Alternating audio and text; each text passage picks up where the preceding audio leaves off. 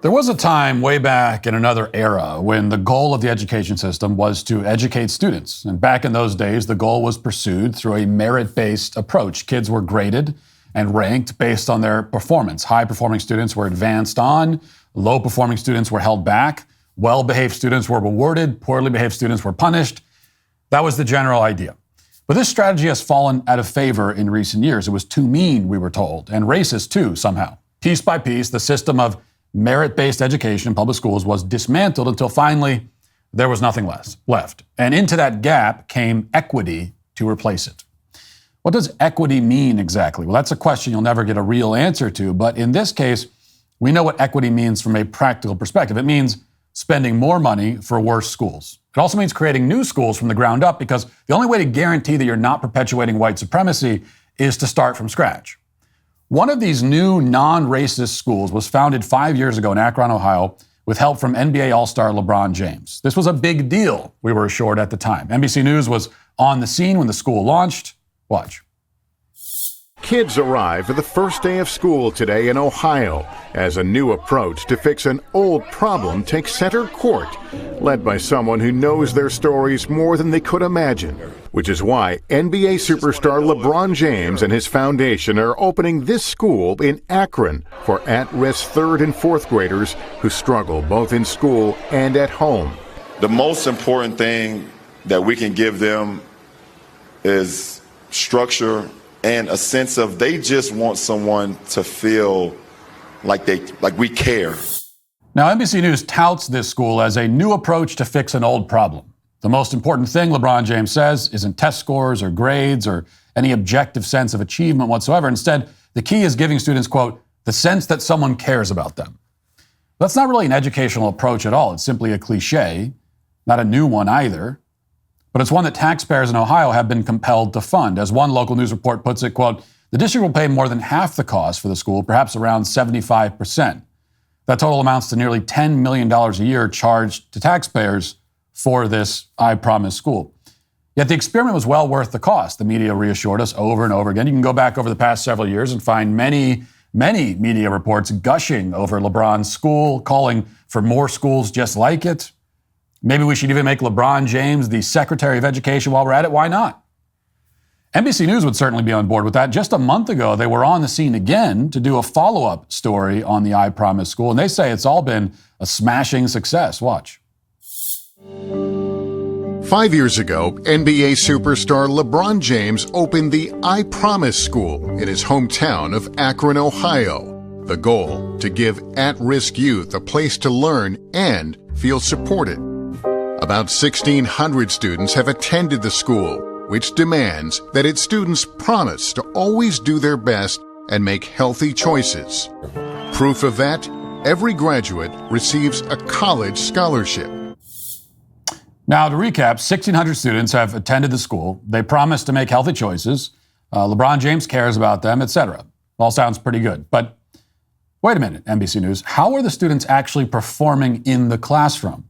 That bit of information was left out of the report, which seems a little odd. I mean, wasn't the whole point of the school to help these children? Just a month later, now we know exactly why NBC News overlooked that little detail. A new piece in the Akron Beacon Journal reports that, quote, this fall's class of eighth graders at the I Promise school hasn't had a single student pass the state's math test since the group was in the third grade. Now, to restate, they haven't had a single student in the eighth grade class pass the state math test since they started at the school in the third grade 5 years ago. That is not encouraging. And to be honest, it's a little surprising because not all that long ago, the school claimed in a documentary that its students do extremely well on mandatory proficiency tests, including the so-called MAP standardized tests. So here are some clips from that documentary in chronological order. It's from YouTube Originals. It's an hour and a half long, talking about how great this school is.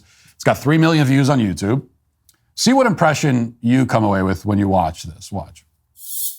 The true test of our We Are Family approach will be when our students take the MAP test. MAP stands for Measures of Academic Progress. Our third graders have to pass the MAP test in order for them to move on to fourth grade. Since most of our kids started a year and a half or more below grade level, we have some work to do. They need to make more than 1 year's growth by March. If you don't pass the test, then you just have to stay in third grade. And then you do it all over again. That's the last thing that a kid wants to happen to them, is them to get held back. That is a very embarrassing thing, and it can play with your emotions, it can play with your psyche, your confidence. Good morning, Team IPS. We are going to take our last administration of the math assessment. We've been working so hard since the beginning of the year. That day, Michelle FaceTimed me. She was like, "Are you sitting down?" She never FaceTimed me, by the way. And I was like, "Oh no, what happened to one of our kids? Please don't tell me something happened to one of our kids." She was like, "Our test scores just came back and our kids just completely destroyed them." So I'm gonna be on a... The same kids a few months ago that was like in the lower percentile in everything. What? What? Good question. The students destroyed the standardized test, LeBron James says. Later in the film, a thrilled administrator says that the students were at the 25th percentile and below, but that now 91% of students are meeting their goals. And they're all very happy about this. But if you parse what they're saying carefully, it sounds like an apples to oranges comparison. The administrator makes it sound like the students went from the 25th percentile in the district to the 91st percentile, which would be an extraordinary achievement. But in fact, the 91% number just refers to students who are meeting their goals, whatever that means and however that's defined. They're presenting the data like this in order to suggest falsely that their new method of education was working and specifically enhancing these test scores. But in fact, it was doing exactly the opposite. And in a brief moment at the very end of the documentary, we get some confirmation of that. So watch as an official with the school admits that the district is not happy with the students' performance. Students can either make progress in growth or achievement or both. Growth is just that year and a half or more from the beginning of the school year. Achievement is whether they're on grade level. On growth, we were in the 99th percentile, but achievement on our state report card, we got an F. The overall percentage of students who made their grade level markers was too low to warrant anything other than an F. We're not there yet. So if you're following all this, there's all this celebration from LeBron James and all the taxpayer-funded administrators about how good the school's test results are. And then they admit that despite this success, this alleged success, the school has somehow received an F from the district for student achievement. They don't elaborate. They don't tell you that, in fact, 0 of the students in one class had ever met their grade level markers for math. That seems like a significant discrepancy, one that the media and taxpayers in Akron would be very interested in. And yet none of the media outlets that have fluffed this school in the past few years have bothered to cover it. We are days away from the Durban Accords, the greatest threat to the U.S. dollar's global dominance in the past 80 years. On August 22nd, the BRICS nations are expected to announce the launch of a new international supercurrency fully backed by gold or other commodities. This is part of their long-term plan to supplant the U.S. and the dollar as the cornerstone of the global financial system. You can protect your IRA or 401k from the fallout from this landmark announcement by diversifying with gold from Birch Gold. Historically, gold has been a safe haven in times of high uncertainty, which is right now. Unfortunately, when currencies fail, gold is a safe haven. How much more time does a dollar have? Ask yourself that. Well, you can protect your savings with gold. Birch Gold has an A+ rating with the Better Business Bureau, thousands of happy customers. Find out why by texting Walsh to 989898 and get your free info kit on gold. If a central bank digital currency becomes a reality, it'll be nice to have some gold to depend on. Again, text Walsh to 989898. Companies are strong-arming their customers to support abortion, canceling customers for their political views, and making a mockery of women by supporting transgender models. No government agency, institution, or company is allowed to just be what it is and focus on fulfilling the tasks that it was made to fulfill. A beer company can't just make beer anymore. Their primary concern is not with brewing and distributing beer, but with showing their support of the left's political and cultural agenda.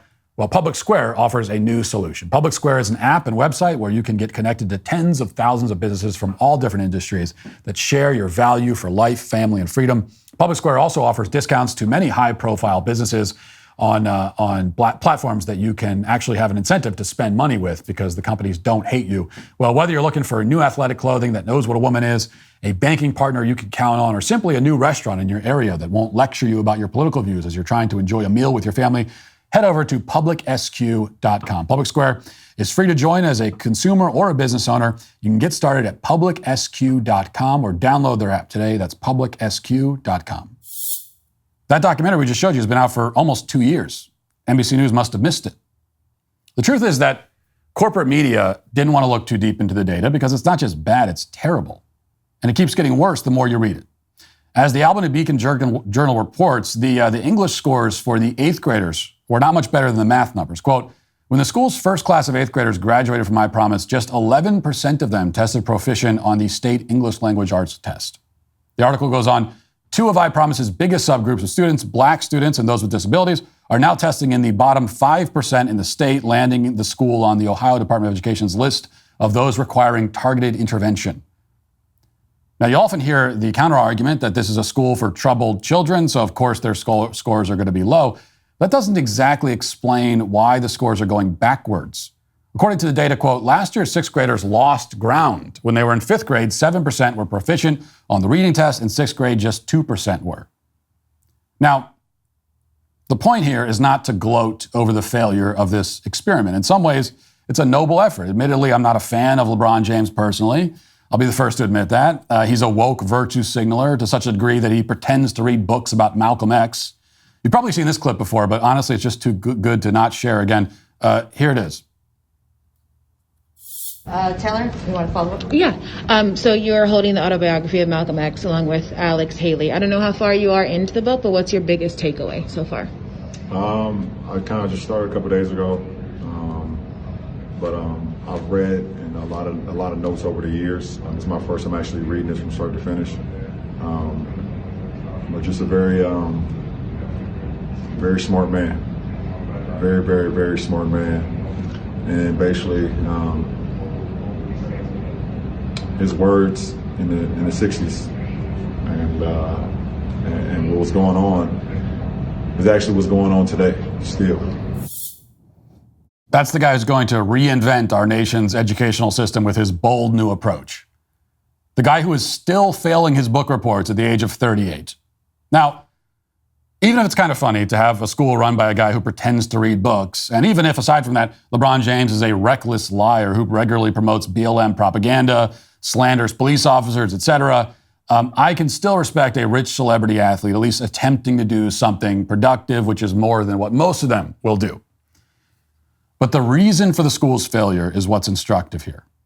According to the accepted narrative, kids from, quote, marginalized groups struggle in school, especially inner city schools, because of systemic racism and a lack of funding, 2 issues that we're told are very related. So, here's a school founded by a wealthy black man with an extraordinary amount of funding, both from taxpayers and LeBron's foundation, a school where everybody gets free lunch and they have access to all of the state-of-the-art educational tools and all the computers and everything, and they're teaching based on STEM and they're doing all this, and everyone graduates with a scholarship and so on. Yet the kids are still failing. I mean, when it comes to math, literally all of them are failing, in 8th grade anyway. In fact, they seem to be doing worse than they would in one of those allegedly underfunded schools where the vestiges of systemic racism are still allegedly present. And we have data on that. The way that iPromise selects students is via a lottery in which students who place in the bottom 25% of test scores in the district are eligible. But if you compare the iPromise students with kids in the bottom 25% in the district who did not attend the school, the kids who didn't attend are doing better by most metrics. Now, this tells us a few things. All of them are forbidden truths. The most important is that all of the funding and all of the inspirational platitudes in the world cannot make up for broken families and bad culture. Poor black kids come from both of those things, and the 2 are obviously related.